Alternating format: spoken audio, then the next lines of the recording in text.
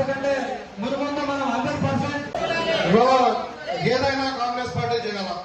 కాంగ్రెస్ పార్టీతోనే పేదలకు న్యాయం జరుగుతుంది కోరుకుంటున్నారు. ఎందుకంటే మనకు రాబో రోజుల్లో ఎంపీటీసీ జడ్పీటీసీ ఎలక్షన్స్ ఉన్నాయి. అందరూ కలిసికట్టుగా పనిచేస్తేనే మనం మున్పల్లి చిన్నసాయిరెడ్డి గారు వివిధ గ్రామాలకు వచ్చిన సర్పంచులు, ఎంపీటీసీలు, సీనియర్ కార్యకర్తలందరికీ నా యొక్క స్వాగతం. ఎదుటోడు ఇక లఫం కూడా లంగు మరి చేసే ఊపం కదా, మనం బెదిరిస్తాం కదా. అట్లనే మనం కూడా ఈ రెండు పార్టీల యొక్క ఆలోచన విధానాన్ని మనం ప్రజలు తీసుకుపోయి మరి వాళ్ళని ఎండగట్టాల్సిన అవసరం కూడా ఉంది. కాబట్టి ఇప్పుడు మళ్ళీ ఒకసారి మన ఫైనల్ లిస్ట్ అయినాక అవసరం ఉండి ఒకసారి కలుద్దాం. కొద్దిగా ఆలస్యమైనప్పటికీ మరి ఇవాళ కలవడం అనేది చాలా సంతోషంగా ఉంది. మరి ముఖ్యంగా బిఎల్ఏఎస్కు ప్రత్యేకంగా అభినందిస్తూ పార్టీ కూడా మీకు గుర్తింపుని ఇచ్చింది. మన ముఖ్యమంత్రి గారు కూడా మాకు చెప్పారు, వాళ్ళకు ఏదో రకంగా కొంచెం సహాయం చేయండి అని చెప్పారు. మరి ఆ పని కూడా చూస్తూ ఉన్నాం. దయచేసి మీరు అందరూ కూడా కొద్దిగా ఆలస్యమైనప్పటికీ మరి భోజనాలు కూడా ఏర్పాటు చేసాం. మీరు అందరూ కూడా భోజనాలు చేయండి. తర్వాత మీకు మరి బిఎల్ఎస్ అందరూ కూడా మండల్ వైజ్గా మా దగ్గరకు వస్తే మీకు ఏదో ఇంతతో ఇది చేస్తామని చెప్పి సందర్భంగా తెలియజేస్తూ మీకు మరొకసారి ధన్యవాదాలు తెలియజేస్తున్నారు. జై కాంగ్రెస్, జై కాంగ్రెస్. రేవంత్ అన్న నాయకత్వం, రాహుల్ గాంధీ గారి నాయకత్వం, ప్రియాంక గాంధీ గారి నాయకత్వం.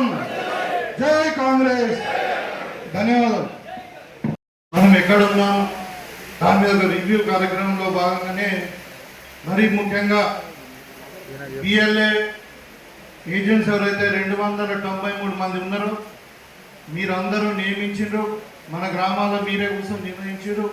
మరి వాళ్ళకి ఐడి కార్డ్స్ ఇచ్చి మనము సరును నిజంగానే నిజామాబాద్ రూరల్లో 100% కంప్లీట్ చేసిన ఘనత బిఎల్ఏకు దక్కుతుంది. కాబట్టి బిఎల్ఏస్కు దాంతోపాటు వాళ్ళతో పనిచేసినటువంటి మరి మన స్థానిక కాంగ్రెస్ నాయకులకు మరి గౌరవ సర్పంచ్లు అందరూ కూడా ఈ గౌరవం దక్కుతుంది. వాళ్లకు మరి ఒకసారి థ్యాంక్స్ చెప్తాం. వాళ్ళకు హృదయపూర్వకంగా మరి చేతులెత్తి నమస్కారం తెలియజేద్దామని చెప్పి ఈ మీటింగ్ పెట్టడం జరిగింది.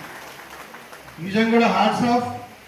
మనము ఈ మీటింగ్కు మరి నాతో పాటు వచ్చేసినటువంటి జిల్లా కాంగ్రెస్ పార్టీ అధ్యక్షుడు నగేష్ రెడ్డి గారు, మరి అదేవిధంగా పెద్దలు మరి ఉర్దూ అకాడమీ చైర్మన్ మరి సీనియర్ కాంగ్రెస్ నాయకులు తాయాబిన్ అమ్దాన్ గారు, మరి సర్కు మన కాన్స్టిట్యున్సీకి కోఆర్డినేటర్గా పిసిసి అడ్వైస్ మేరకు వచ్చినటువంటి పెద్దలు అక్క ఆకుల లలిత గారు, అదేవిధంగా మార్కెట్ కమిటీ చైర్మన్ గంగారెడ్డి గారు, మరి తారాచంద్ గారు, మాజీ డీసీఎం చైర్మన్ భాస్కర్ రెడ్డి గారు, మరి ఇటువైపు మా సోదరుడు గీత కార్మిక సంక్షేమ corporation state chairman Shekhar Rao గారు, సాయిరెడ్డి గారు, మాజీ డీసీఎం చైర్మన్, మరి వేదిక మీద ఉన్నటువంటి గౌరవ మండల పార్టీ అధ్యక్షులకు, జిల్లా కార్యవర్గానికి, మరి గౌరవ సర్పంచులకు అందరూ కూడా పేరు పేరున నా యొక్క నమస్కారాలు తెలియజేస్తూ, మరీ ముఖ్యంగా మీకు అందరూ కూడా తెలుసు, మొట్టమొదటి పార్టీ పిలిపించిన తర్వాత మన జిల్లాలో మొట్టమొదటి మీటింగ్ మరి మన దగ్గరనే జరిగింది సార్ మీద. ఆ రోజే మీ అందరి సమక్షంలో నేను చెప్పడం జరిగింది, ఇది మనకెందుకు అని అనకండి, ఇది మన పార్టీ ప్రోగ్రాం, గవర్నమెంట్ ప్రోగ్రాం ఒకటే కాదు, దీన్ని మనం అందరం కూడా నెత్తి మీద వేసుకొని చేయాలని చెప్పి ఆ రోజు మీకు ఏదైతే కాదు అంటే controller and auditor general of India ఇవన్నీ ఒక ఆర్గనైజేషన్స్ అంటే స్వయం ప్రతిపత్తి కలిసి అవి ఇండిపెండెంట్గా ప్రభుత్వంతో సంబంధం లేకుండా ఇండిపెండెంట్గా వ్యవహరించేటువంటి శక్తి వాళ్ళకు ఉన్నది.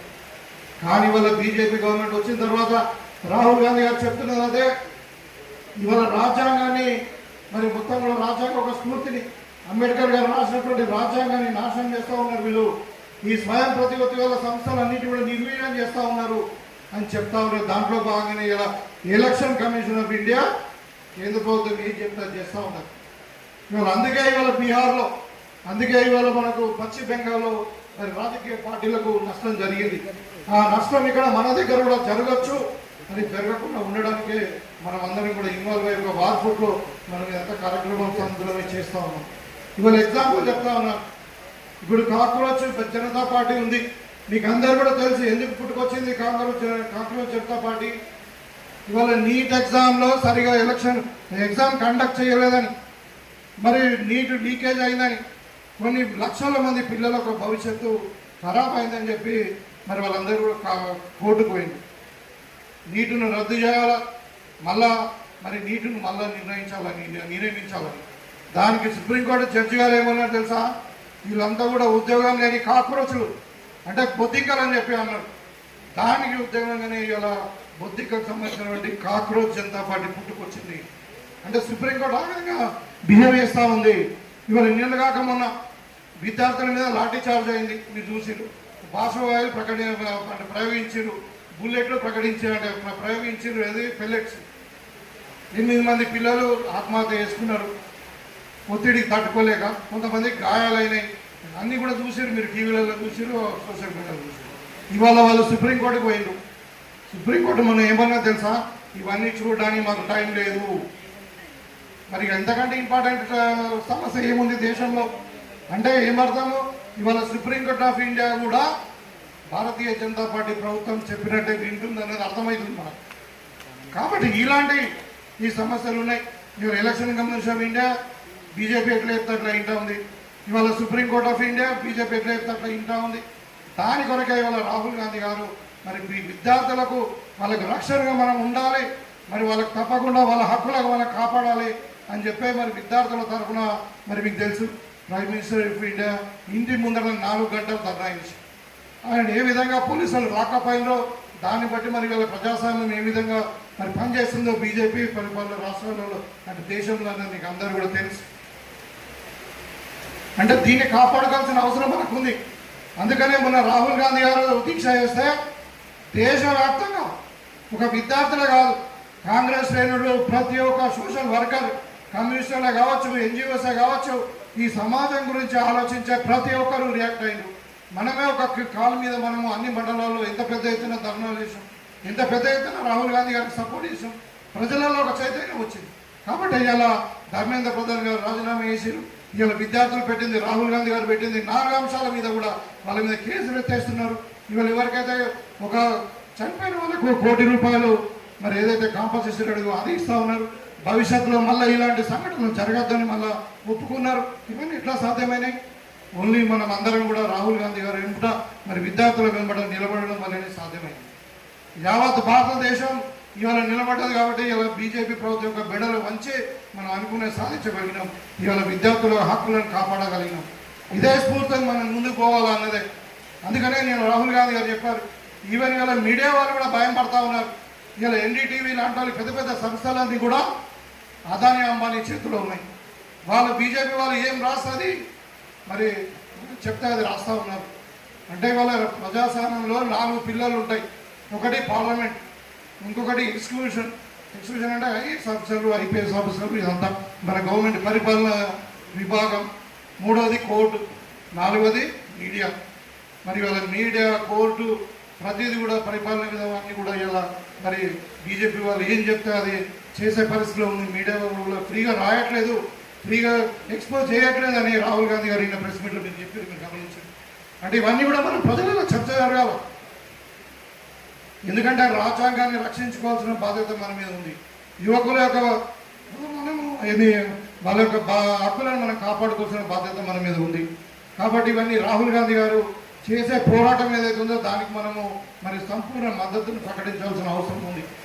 ఇవాళ మన ముఖ్యమంత్రి గారు నేను ఒక ప్రతిపాదన తీసుకొచ్చారు. గతంలో జవహర్లాల్ నెహ్రూ గారే మహిళలకు ఓటాకు ఇచ్చారు. మీకు అందరూ కూడా తెలుసు, కాంగ్రెస్ పార్టీ మహిళలకు ఓటాకు ఇచ్చారు. కాంగ్రెస్ పార్టీ ఎస్సీ ఎస్టీలకు రిజర్వేషన్ ఇచ్చింది. ఇవాళ మరి రాజీవ్ గాంధీ గారు, స్వర్గీయ రాజీవ్ గాంధీ గారు మరి యువకులు చదువుకున్నారు, వాళ్ళకు కూడా మరి 18 సంవత్సరాలకే ఓటాకు ఇవ్వాలని చెప్పి 18 సంవత్సరాలకి మనం ఓటాకు ఇచ్చినటువంటి ఘనత రాజీవ్ గాంధీ గారిది. ఇవాళ మరి రేవంత్ రెడ్డి గారు, రాహుల్ గాంధీ గారు సహకారంతో ఇవాళ కేంద్ర ప్రభుత్వానికి ఒకటి లేఖ రాసి మీకు అందరూ కూడా తెలుసు. ఇవాళ 21 సంవత్సరానికే యువకులందరూ కూడా ఐఏఎస్లు, ఐపీఎస్లు అవుతా ఉన్నారు, కంపెనీలకు సీఈఓలు అవుతా ఉన్నారు. మరి వాళ్ళకు ఎందుకు ఇలా చట్టసభలలో అవకాశం ఇవ్వద్దని చెప్పి ఇలా మనం ఇలా ప్రశ్నిస్తూ ఉన్నాం. ఇప్పుడు రాబోయే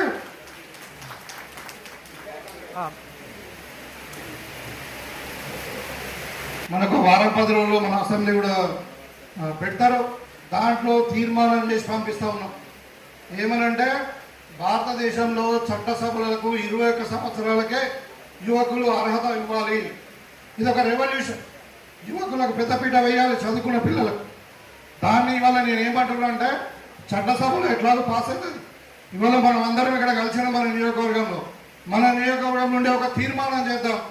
ఏంటంటే రేవంత్ రెడ్డి గారికి సపోర్ట్గా నిజామాబాద్ రూరల్ నియోజకవర్గం నుండి మరి చదువుకున్న పిల్లలకు మరి ఐఏఎస్ ఐపీఎస్ అవుతున్న పిల్లలు మరి ఇక్కడ చట్టసభలో ఎమ్మెల్యేలు ఎంపీలు కావడానికి ఏమి ఇబ్బంది ఉన్నది, వాళ్ళకు అవకాశం ఇవ్వాలని చెప్పి చేయబోయే అసెంబ్లీ తీర్మానం మన సంపూర్ణ మద్దతును ప్రకటిస్తూ మనం ఒక తీర్మానం చేద్దాం. తీర్మానం అందరూ కూడా చేతులెత్తి చప్పట్లు కొట్టి ఆమోదం తెలుపుకోవాలి. దయచేసి పత్రికా సోదరులారా ఇది రాయండి, మేము కూడా ఒక నోట్ రాసి పంపిస్తాం ముఖ్యమంత్రి గారికి. సో ఈ విధంగా ఒక కొత్త ఆలోచన ఇవాళ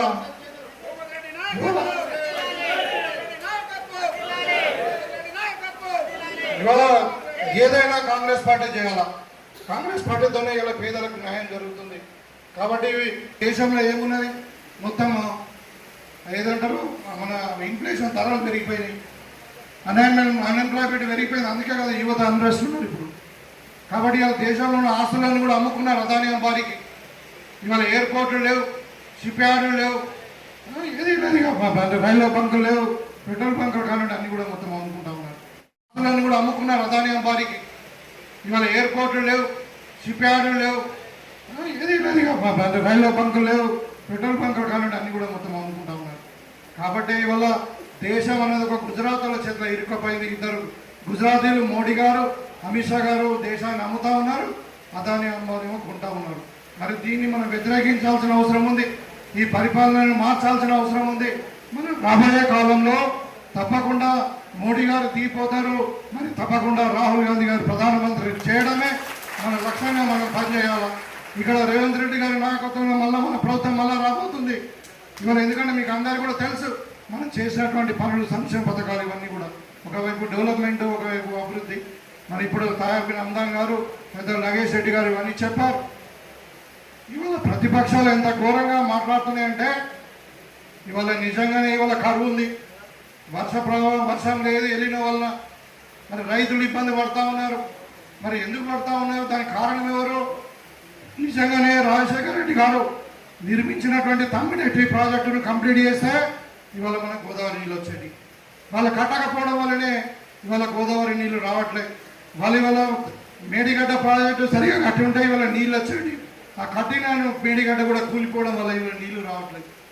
ఇవాళ వాళ్ళే మాట్లాడుతున్నారు గోదావరిలో 1,00,000 క్యూసెక్స్ నీళ్లు పోతున్నాయి, మరి కాంగ్రెస్ వాళ్ళు ఎత్తిపోస్తలేరని. ఒకవైపేమో కాళేశ్వరంలో కట్టినటువంటి డ్యామ్ కూలిపోయింది. మరి డ్యామ్ సేఫ్టీ అథారిటీ వాళ్ళు ఏమో ఇక్కడ నీళ్లు నిల్వ ఉంచొద్దు అని చెప్తున్నారు. మరి నీళ్లు నిల్వ ఉంచంగా ఎట్లా పంపు చేస్తారు? ఒకడంటాడు పారే నీళ్ళకి వెళ్ళి పంపు చేయండి పోయి మీకు సాధన తెలియదంటాడు. మరి పారే నీళ్ళకి వెళ్ళి పంపులు పెట్టినాక మరి డ్యామ్లు ఎందుకు కట్టినావు చెప్పండి? మీకు చెరువు లేకుండా నీళ్ళు వాడతాయనుకుంటే మరి చెరువు ఎందుకు కట్టినావు అంటే అంత తెలివి తక్కువగా మరి ఇక అవగాహన లేక కాదు అది. అంటే పద్మాసనం అంటే చూడు, పద్మాసనంతో ప్రజలను తప్పుదల పట్టేదానికి కాంగ్రెస్ బదనం చేయడానికి మాట్లాడుతూ ఉన్నారు. ఇవాళ మన దగ్గరనే చూడండి, పెద్దలు తాయార్బిన్ అమ్దాన్ గారు చెప్పారు ఇవాళ మంచిప్పాది మన ప్రాంతంలో చేయగల 21A ప్యాకేజ్. పెద్దలు సుదర్శన్ రెడ్డి గారు ఇరిగేషన్ మంత్రిగా ఉన్నప్పుడు 1,300 కోట్ల రూపాయలు ఖర్చు పెట్టి 80% కంప్లీట్ అయినటువంటి ప్రాజెక్టు. ఇంకొక 300 కోట్లు పెడితే మనకు 2 లక్షల ఎకరాలకు నీళ్ళు వచ్చేది. దాంట్లో 80,000 ఎకరాలు stabilisation of the Nizam Sagar టేలెడ్, 1,20,000 ఎకరాలు కొత్త ఆయకట్టు, మనకు సిరికొండ గడుకోల వరకు నీళ్ళు వచ్చేది. మరి ఎవరు వద్దన్నారా అంటే ఇలా పైపుల ద్వారా నీళ్ళు ఇస్తాం, అక్కడ మరి తాండాలను ముంచుతామని చెప్పి కెపాసిటీ పెంచి ఇలా రీడిజైనింగ్ పేరు మీద ఇవాళ ఎంత ఖర్చు చేసింది తెలుసా? 1800 కోట్లు ఖర్చు చేసింది టీఆర్ఎస్. ఒక గుంటకన్నా నీరు వచ్చిందా? రాలే. ఇవాళ అందుకే మేము పునరాలోచన చేసాం. మన పెద్దలు సుదర్శన్ రెడ్డి గారు మరి ఇక్కడ ఉన్న వాళ్ళందరూ వేదిక మీద ఉన్న వాళ్ళందరూ కూడా మేము పోయినాం అక్కడికి.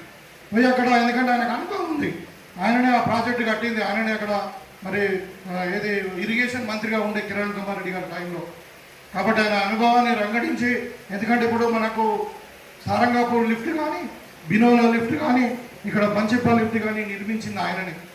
కాబట్టి పోయి అక్కడ పరిశీలిస్తే ఏమైందంటే ఇంకొక లిఫ్ట్ లేకుండా, ఒక లిఫ్ట్ తగ్గించి అక్కడ ముంపు ప్రాంతం లేకుండా, ఆర్ఎన్ఆర్ ఇష్యూ లేకుండా మనము సేమ్ ఆయకట్టుకు నీళ్ళు వచ్చి గ్రావిటీ ద్వారా సరే అని చెప్పి రైతులను అడిగినాము. అందరినీ మన గడుకోల రైతులను అడిగినాము, గన్నారం రైతులను అడిగినాము, మా మోపాల రైతులను అడిగినాము, మా గన్పూర్ రైతులను అడిగితే వాళ్ళందరూ కూడా ఏమన్నారంటే మాకు పైపుల ద్వారా నీళ్లు వద్దు, మాకు కెనాల్ ద్వారానే నీళ్లు కావాలి, ఎక్కడ పోతే అక్కడ మాకు చెరువులు నింపండి, మా చెక్ డ్యాంలలో నీళ్లు వదలండి, వాగులలో మిగతా నీళ్లు ఉంటే మేము బారించుకుంటాం, మీరు కెనాల్ ద్వారానే నీళ్ళు ఇవ్వండి. ఇవాళ నిజాం సార్ కెనాల్ ఉన్నది 100 సంవత్సరాల పైన ఏమో చెక్కు చెదిరిందా, ఇలా పోచంపాడు కెనాల్ ఉందేమో చెక్కు చెదిరిందా, మరి వాళ్ళ పైపులు వేస్తే ఎన్నో రోజులు ఉన్నాయి, మరి ఎక్కడో వలిగిపోతే మళ్ళీ కిందికి నీళ్ళు ఆగిపోతాయి, కాబట్టి అది సాధ్యం కాదు. మన దగ్గర కెనాల్ ద్వారానే నీళ్ళు ఇవ్వని రైతులు కోరుకుంటే పెద్దలు సుదర్శన్ రెడ్డి గారు కూడా సాహెబ్ అందరు గారు ఉన్నారు, వీళ్ళందరూ ఆ రోజు ఒక నిర్ణయం తీసుకున్నాం. ఏంటంటే తక్కువ ఖర్చులో 300 కోట్ల, ఎక్కువ ఖర్చు అయితే లేదు, 300 కోట్ల రూపాయలతోనే మనము సాగిన నీరు మొత్తం కూడా 1,20,000 ఎకరాలకు నీళ్ళు వేయగలుగుతున్నాం గ్రావిటీ ద్వారా. ఇంకొక పంపు లేదు, ఇలా మంచిపా చెరువు నుండి పంప్ అవసరం లేదు. ఒక పంప్ అంటే ఎంతైతే ఒక సీజన్లో 10 లక్షల రూపాయల 10 కోట్ల రూపాయల ఓన్లీ మన కరెంట్ బిల్ అవుతుంది. కాబట్టి అక్కడ పంపు లేకుండా, అక్కడ R&R ఇష్యూ లేకుండా మరి డైరెక్ట్గా కెనాల్ ద్వారా నీళ్ళు ఇద్దామని నిర్ణయం తీసుకున్నాం. దానికి కూడా విమర్శిస్తూ ఉన్నారు. బీజేపీ వాడు తెలుగు లేనివాడు మాట్లాడతాడు, భూపతి రెడ్డికి ఏం అవగాహన ఉంది, సుదర్శన్ రెడ్డికి ఏం అవగాహన ఉంది. ఇప్పుడు వాళ్ళు కట్టిన పైపులు అంటే ఆ పైపులకి వెళ్ళి నీళ్ళు ఇవ్వాలంట. మరి మీరే చెప్పండి, వాళ్ళ మీరు ఇంతమంది అందరూ కూడా రైతులు ఉన్నారు కదా, 7 మండలాల నుండి ఇక్కడ వచ్చారు కదా, మీరు చెప్పండి, మరి పైపుల ద్వారా నీళ్ళు ఇద్దామా, మరి కెనాల్ ద్వారా నీళ్ళు ఇద్దామా? దయచేసి చెప్పండి, కెనాల్ ద్వారా నీళ్ళు ఇద్దాం. మరి కెనాల్ ద్వారా నీళ్ళు ఇస్తే మనకు చెరువులు నింపుకోవచ్చు, చెక్ డ్యాములు నింపుకోవచ్చు, మిగతా నీళ్ళు మనం పొలాలు వారించుకోవచ్చు. ఇవాళ మనకు ఖర్చు తక్కువ అవుతుంది, డబ్బులు లేవు. ఇప్పుడు పెద్దలు నాగేశ్వర రెడ్డి గారు చెప్పారు, మరి కేసీఆర్ మొత్తం అప్పులు చేసిపోయాడు, మరి అప్పులు తీర్చడానికే మనకు టైం పడుతూ ఉంది. మరి కాబట్టి ఇవాళ తక్కువ ఖర్చులో ఎక్కువ ఆయకట్టు కట్టేటువంటి మనం ప్రాజెక్టులు కట్టుకోవాలని ప్రభుత్వం ఒక నిర్ణయం. తప్పకుండా ఈ సభాముఖంగా చెప్తా ఉన్నాను, త్వరలోనే దాని మీద ఒక గవర్నమెంట్ ఒక నిర్ణయం తీసుకుంటుంది. ఇంజనీర్లకు ఒక డిజైన్ అడిగినాం, ఇచ్చిన తర్వాత నేను సుదర్శన్ రెడ్డి గారు, మహేష్ కుమార్ గౌడ్ గారు మేము పోయి అక్కడ సీఎం దగ్గర కూర్చొని దాన్ని ఫైనల్ చేసుకుని తప్పకుండా ఈ ప్రాజెక్టును మరి రాబోయే 2.5 సంవత్సరాల్లో మేము కంప్లీట్ చేస్తామని చెప్పి ఇక్కడ సందర్భంగా చేస్తాం. తెలిసినోడు తెలియనోడు ఏదో ఒకటి మాట్లాడుతూ ఉన్నాడు. ఇక భాష అరవింద్ అంటాడు, సీఎం పట్టుకొని వాడు వీడు పుట్టోడు, ఇంకోటి దుర్మార్గుడు అంటాడు, వాడు ఒకటి మాట్లాడతాడు. అంటే నేను చెప్తా ఉన్నా, మొన్న కూడా ప్రెస్ మీట్లో చెప్పినాను, కొడుక మీరు లాంగ్వేజ్ బాగా మాట్లాడండి, మాకు మాట్లాడ చేతగాక కాదు, మాకు ఒక సంస్కారం ఉన్నది. లేకుంటే కొడుక మాకు పేద 1000 మంది యూత్ కాంగ్రెస్ పిల్లలు ఉన్నారు, NSA పిల్లలు ఉన్నారు, వాళ్ళకి చెప్తే మళ్ళీ మీరు వాళ్ళు మాట్లాడే కూతులు మీ అమ్మలక్కల దాకా పోతాయి. చెప్తాను మళ్ళీ జాగ్రత్త, మీరు పీటకండి, ఇట్లు వాడకండి, మీరు మర్యాదగా మాట్లాడండి. అంటే ముఖ్యమంత్రి అంటే కూడా వాడు వీడు అంటారా? ఇంకేమైనా అక్కలు ఉందా? ఇంకే మీ తల్లిదండ్రులు గదే నేర్పించినా సంస్కారం? బుద్ధి లేని వేదాలు చెప్తున్నాయి కదా, అంటే సంస్కారం లేదు.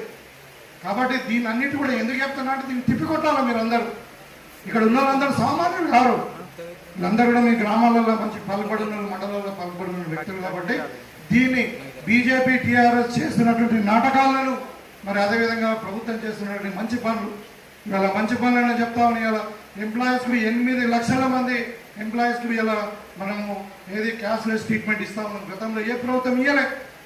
ఇలా సన్న బియ్యం ఇస్తా ఉన్నాము, ఇందిరమ్మ ఇండ్లు ఇస్తా ఉన్నాము, గతంలో ప్రభుత్వంలో లేవు. పశ్చిమ బెంగాల్ కానీ అక్కడ ఏం చేశారంటే టీచర్లను పెట్టిన వాళ్ళు BLOగా. మరి ఇక్కడనే మనకు అంగన్వాడీ స్కూల్ పిల్లలు కానీ ఆడవాళ్ళని వాళ్ళని మళ్ళీ ఈ ఆశా వర్కర్లను పెట్టడం వల్ల మరి వాళ్ళ దగ్గర అందరి దగ్గర కూడా స్మార్ట్ ఫోన్స్ లేకుండే, వాళ్ళంతా కూడా మరీ హైలీ ఎడ్యుకేటెడ్ కూడా కాదు పాపం, SSC వరకు లేకుంటే ఇంటర్మీడియట్ వరకు చదువుకున్నట్టు వాళ్ళు ఉండడం వల్ల కొన్ని ఇబ్బందులు ఏర్పడ్డాయి. చాలా జాగాలు కొంచెం నెట్ రాలే, కొన్ని జాగాలేమో ఇంకా వేరే సమస్యలు ఉండడం వల్ల కొన్ని ఇబ్బందులు అయినప్పటికీ మరి మీరు నిజంగా BLAs అదేవిధంగా గ్రామంలో ఉన్నటువంటి కాంగ్రెస్ నాయకులు, తర్వాత మనకు గౌరవ సర్పంచ్ కూడా చాలామంది 150 దాకా సర్పంచ్ ఉన్నారు మన పార్టీకి. కాబట్టి వాళ్ళందరూ సహకారంతో ఇవాళ 100% 293 డివిజన్లలో మొత్తం కూడా ఇలా మనము రివిజన్ అంటారు దీన్ని. ఏంటంటే ఆల్రెడీ 2026లో ఉన్నటువంటి ఓటర్ లిస్టులో రివిజన్ చేసుకున్నాం. దీంట్లో మీరు అనుకుంటారు కొంతమంది ఇప్పుడు మనం ఒక మండలంలో 85% ఉన్నది, ఇంకా 15% ఎటు పోయినది. వాళ్ళంతా కూడా ఏంటంటే కొంతమంది చనిపోయినారు, కొంతమంది ఏమో డబుల్ ఓటింగ్ అయినది, కొంతమంది ఏమో మైగ్రేట్ అయిపోయారు వేరే వేరే ప్రాంతాలు. ముఖ్యంగా మన దగ్గర తీసుకుంటే ఇప్పుడు 29 బూతులు ఉన్నాయి మనకు ఈ నిజామాబాద్ కార్పొరేషన్లో మార్చాను. ఇప్పుడు గోరగాంలో 8, మాదనలో 4, అట్లా గూపన్పల్లిలో 4, మరి అదేవిధంగా అదే ముబారన్నూరు 5, కాలూరు ఖానాపూర్లో కలిసి 7, ఇట్లా సారంగపూర్ ఇవన్నీ 29 బూతులలో ఎక్కువ మంది ఇమిగ్రెంట్స్ ఉన్నారు. అంటే కొంతమంది సారంగపూర్ ఖానాపూర్ వచ్చిన జాగాలలో ఏమైంది, వాళ్ళు మహారాష్ట్రకి వెళ్ళి ఇంకా అక్కడ నుండి ఇక్కడ నుండి వచ్చింది. ఇప్పుడు ధర్మారం విలేజ్ ఉంది మనకి ఇక్కడ చాలా మంది హైదరాబాద్ షిఫ్ట్ అయ్యారు. గన్పూర్ విలేజ్ ఉంది, చాలా దగ్గరికి బయటకి ఇక్కడ ఉపాధి కూలి కొరకు వచ్చి ఇక్కడ స్థిరపడ్డారు. వాళ్ళ కోర్టు ఇక్కడ అంటే ఇక్కడ స్థిర నివాసం కారు వాళ్ళు. అదేవిధంగా ఇప్పుడు ఇక్కడ రివిజన్ ఉన్న ఓటర్ లిస్టులు సవరణ చేయడం మన నియోజకవర్గంలో ఇలా నంబర్ 1గా ఉంది. నేను చెప్పడం కాదు, స్వయం ముఖ్యమంత్రి గారే మరి జూమ్ మీటింగ్లో చెప్పడం జరిగింది. వాళ్ళ అఫీషియల్ డేటాని ఇచ్చేది కూడా అఫీషియల్గా ఆర్డీఓ గారి వాళ్ళ మార్నింగ్ ఇచ్చినటువంటి డేటా మనం. కాబట్టి దీనికి మరొకసారి మీకు అందరు కూడా చేతులెత్తి నమస్కారం తెలియజేస్తూ మీకు కృతజ్ఞత తెలియజేస్తాం. ఇవాళ ఇదే స్ఫూర్తితో మనం ఇంకా ముందుకు పోవాల్సి ఉంది. ఎందుకంటే ఇవాళ ఒక ఫేజ్ 1 మాత్రమే అయింది ఇది.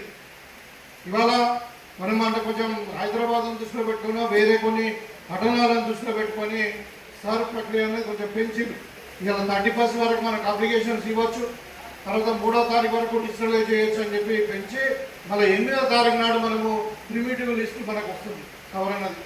ఆ సవరణ లిస్ట్ వచ్చిన తర్వాత మీకు అందరు కూడా ప్రతి బూత్ ప్రింట్అవుట్ మీకు కాపీ ఇస్తారు, మనకు పంపిస్తారు వాళ్ళు ఎలక్షన్ కమిషన్ వాళ్ళు. మరి ఈఆర్ఓ కానీ మనకి డిస్ట్రిక్ట్ ఎలక్షన్ ఆఫీసర్ ఉంటాడు, ఈఆర్ఓ మన కాన్స్టిట్యూన్సీకి ఇన్ఛార్జ్గా ఉంటాడు, ఆర్డీఓ. వాళ్ళ ద్వారా మనకు ఒక లిస్ట్ వస్తుంది కొత్తది పబ్లిష్ చేసినాక 8వ నాడు ఇప్పుడు మన సవరణ చేసిన లిస్ట్. దాంట్లో కూడా మనం మీకు అందరు కూడా ఒక్కొక్క కాపీ మీకు ఇస్తాం. దాంట్లో మీరు చూసుకోవాలా, మనం ఇలా అప్లికేషన్ ఫామ్ చేయగానే దాంట్లో ఉండాలా లేదు. ఒకసారి ఆఫీసర్ కూడా బిఎల్ఏ కానీ మన బిఎల్ఓస్ కానీ ఇంకేదైనా మండల లెవెల్లో కూడా అది డిస్ప్లేస్ అయ్యి డిజిటల్ కాకపోతే కంప్యూటర్ కాకపోతే అది ఒక్కోసారి రాదు. అవి కూడా చూసుకోవాలి మనం. మళ్ళీ మళ్ళీ 2026 లిస్టుకు మనం సబ్మిట్ చేసిన దానికి దీనికి ఎట్లా ఏమైనా భేదం ఉందా, ఊళ్ళో మిస్ అయినరా లేదంటే ఇంకేమైనా అలా కూడా ఇంకా మనుషులు లేని కూడా వేరే పార్టీ వాళ్ళు టీఆర్ఎస్ వాళ్ళు కానీ మన బీజేపీ వాళ్ళు కానీ ఇంకా దొంగ ఓట్లు కూడా సృష్టించే అవకాశం ఉంది. అవన్నీ కూడా మనం పరిశీలించుకోవాలి. అంటే ఈ 8వ తారీఖు నాడు వచ్చేటువంటి ప్రిమిటివ్ లిస్టులు మనము స్క్రూటినీ చేయాలి బూత్ వైజ్. అది మీకు అందజేస్తాం. మీకు బూత్ వైజ్ మీకు టోటల్గా ప్రింట్అవుట్ లిస్ట్ ఒకటి కాదు 2 కాపీలు కూడా మీకు అందజేస్తాం. అది కూడా ఆ ప్రక్రియ కూడా చేయాల్సిన బాధ్యత ఎవరి మీద ఉంటుంది, బిఎల్ఓల మీద ఉంటుంది, బిఎల్ఏల మీద ఉంటుంది, తర్వాత మన కాంగ్రెస్ పార్టీ శ్రేణులు సర్పంచుల మీద ఉంటుంది. చూసుకొని దాంట్లో కరెక్షన్స్ ఉంటే మనం మన అప్పీల్ పోవచ్చు, మండల లెవెల్లో ఎంఆర్ఓ పోవచ్చు, మళ్ళా జిల్లా మన కాన్స్టిట్యూన్సీ లెవెల్లో ఈఆర్ఓ అంటే ఆర్డీఓ పోవచ్చు. ఆ అప్లికేషన్స్ ఏది ఉన్నా కానీ మన ఆఫీస్లో కూడా ఒకటి, నా క్యాంప్ ఆఫీస్లో కూడా ఒక సెల్ ఫోన్ నెంబర్ ఉంటుంది, ఒకటి అంటే వార్ రూమ్ టైప్ ఒకటి మనకు కాల్ సెంటర్ పెడతా ఉన్నాం. మీరు ఏది ఉన్నా దానికి మనం ఇన్ఫార్మ్ చేయొచ్చు, ఈ ఫలానా మనం ఎన్రోల్మెంట్ చేయాలి, మరి ఈయన మంచి లేడీ ఈయన దొంగతనం ఓటు వచ్చిందని చెప్పవచ్చు. అదే కాకుండా ఈ కరెక్షన్ అంటే దీంట్లో అప్లికేషన్స్ గ్రేవియన్సెస్ అంటారు, ఫిర్యాదులు ఏది ఉన్నా కానీ దాంట్లో స్కూటీ చేసి మనం ఫిర్యాదులు ఇవ్వాలి. అది కాకుండా ఇంకొక ప్రక్రియ ఏంటంటే ఇప్పుడు కొత్త వాళ్ళని జాయిన్ చేయడం. ఇప్పుడు 18 సంవత్సరాలు నిండినాయి, వాళ్ళకి ఓటు లేదు, మళ్ళీ వాళ్ళకి కొత్తగా జాయిన్ కావాలంటే మళ్ళీ ఫామ్ 6 ఫిల్అప్ చేసి మనం ఎంటర్ చేయాలి. అది డైరెక్ట్ హార్డ్ కాపీతో చేయొచ్చు, ఆన్లైన్లో కూడా చేసుకోవచ్చు. ఇంకా ఎవరైనా ఒక ఓటు మరి మనిషి లేడు, అమెరికాలో ఉన్నాడు, ఆయనకి ఇక్కడ ఓటు హక్కు లేదు, వాళ్ళ పూర్వీకులు వాళ్ళ తల్లిదండ్రులు అన్నదమ్ములు ఇక్కడ ఉన్నారు, ఆయన ఓటు కావాలంటే ఆయన కూడా ఆన్లైన్ చేసుకోవచ్చు. లేకుంటే మన 6A ఫామ్ ఉంటుంది, 6A ఫామ్లో మనము కొత్త వాళ్ళని ఎన్రోల్మెంట్ చేయాల్సి ఉంటుంది. ఎందుకంటే ఈ ఫిర్యాదులన్నీ స్వీకరించి ఫిర్యాదులు వచ్చిన వాళ్ళందరూ కూడా మళ్ళీ వీళ్ళు ఏం చేస్తారంటే ఈఆర్ఓ వాళ్ళ నోటీసులు ఇస్తారు, అందరికి కూడా నోటీసులు ఇస్తారు. మీరు ఫిర్యాదు ఇచ్చాక నోటీసులో వాళ్ళు ఇచ్చిన అంటే వివరణ మీదకి వెళ్ళి వాళ్ళు ఇచ్చిన ఆధారం మీదకి వెళ్ళి మళ్ళీ వాళ్ళ ఓటు ఉంచాలా తీసేయాలని నిర్ణయిస్తారు ఎలక్షన్ అధికారులు. కాబట్టి మనము ఇంకా అలర్ట్గా ఉండాలి. ఇంకా ఇప్పుడు రాబోయే టైంలో ఇంకొక నెల రోజులు ఉంటుంది మనకు. ఆగస్టు 8వ తారీఖు నాడు మనకు ఏదైతే ప్రిమిటివ్ లిస్ట్ వస్తుందో సెప్టెంబర్ 8వ తారీఖు నాడు ఫైనల్ లిస్ట్ వస్తుంది. ఆ ఫైనల్ లిస్ట్లో మనం అనుకున్న లిస్టు రావాలి. అప్పటి వరకు ఈ ప్రక్రియ కంటిన్యూ అవుతుంది. దయచేసి బిఎల్ఏలకు నేను మరొకసారి విజ్ఞప్తి చేస్తా ఉన్నా, మీరు చాలా చక్కగా పనిచేసారు. ఎన్ని సమస్యలు ఉన్నా కానీ మీరు అందరు కూడా పనిచేసారు. మరి కాంగ్రెస్ నాయకులకు కూడా మీ అందరు కూడా గౌరవ సర్పంచ్లకు మరి మా ముఖ్య నాయకులు అందరూ కూడా ఇవాళ పిలవడానికి ఉద్దేశం ఏంటంటే మన ఇంకా ఈ ఎలక్షన్ ప్రక్రియ అన్నది కాలేదు. మొత్తము ఇవాళ ఓన్లీ స్టేజ్ 1 మాత్రమే అయ్యింది. ఇంకొక నెల రోజులు మనకు పని ఉంది. కాబట్టి దయచేసి మనం ఫైనల్ లిస్ట్ వచ్చేంత వరకు ఓటర్ లిస్టులో ఎక్కడ కూడా అవకతవకలు లేకుండా, ఏ ఒక్క అర్హుని కూడా ఓటు హక్కు కోల్పోకుండా, మరి మన వాళ్ళు ముఖ్యంగా కాంగ్రెస్ ఎవరు కూడా ఓటు పోకుండా నష్టపోకుండా, వాళ్ళ ప్రాథమిక హక్కు కాబట్టి ఓటు అన్నది బాబాసాహెబ్ అంబేద్కర్ గారు ఇచ్చినటువంటి ప్రాథమిక హక్కును వాళ్ళకి అందించాల్సిన బాధ్యత ఒక రాజకీయ పార్టీగా మన పైన ఉన్నది. కాబట్టి మీరందరూ కూడా ఒక నెల రోజులు ఇంకా కష్టపడాల్సిన అవసరం ఉంది. మీకు చాలా పనులు ఉన్నాయి, వాస్తవమే. ఇవాళ నిన్న రాత్రి వాన పడ్డది. మనకు వ్యవసాయం సంబంధించినటువంటి మరి అందరూ కూడా వ్యవసాయం మీద డిపెండ్ ఉన్న రూరల్ ప్రాంతాల్లో. మరి నేను అనుకున్నాను, మరి నిన్ననే రాత్రి వాన పడ్డది, మరి అందరు పొలాలు నాట్లు ఇవన్నీ ఉంటాయి, మరి మన వాళ్ళకి ఏమైనా ఇబ్బంది పెడుతుందేమో అనుకున్నాం. కానీ మీరందరూ కూడా చక్కగా సహకరించి అందరూ కూడా మరి ఒక 2-3 గంటల వరకు ఇక్కడ రమ్మానంటే ఒక రోజు టైంలో మీరు అందరూ రావడం జరిగింది. చాలా సంతోషం. ఇదిలో ఉంటే ఇవాళ మన రాజకీయాలు చూస్తూ ఉన్నాం. ఇవాళ యాక్చువల్గా ఇది ఎలక్షన్ కమిషన్ ఆఫ్ ఇండియా చేయాల్సిన పని. సరే అనేది ఎవరు చేయాలా? Election commission